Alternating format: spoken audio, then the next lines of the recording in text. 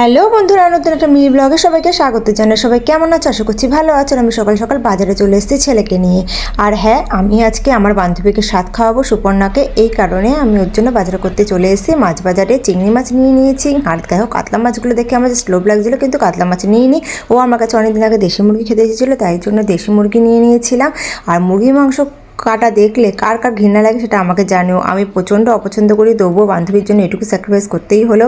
তাই বাজার করে নিয়ে আমি আমার বাড়িতে খাওয়াইনি, ওর বাড়িতে নিয়ে চলে গেছিলাম রান্না করে খাওয়ানোর জন্য। আর এসেই রান্না বসিয়ে দিয়েছি, কারণ আস্তে আস্তে অনেকটা বাজার করে এসেছি, বাড়ির সব সমস্ত ছেড়ে।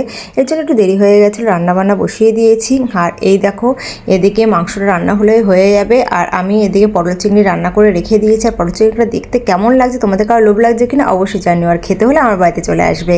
আর এই ভিডিওটা তোমাদের কেমন লাগলো অবশ্যই জানিও। আর এই দেখো, ওকে যার স্বাদ খাওয়াবো তাকে যদি না দেখে তাহলে হয়? চলো, ভিডিওটা এটুকু, টাটা, বাই।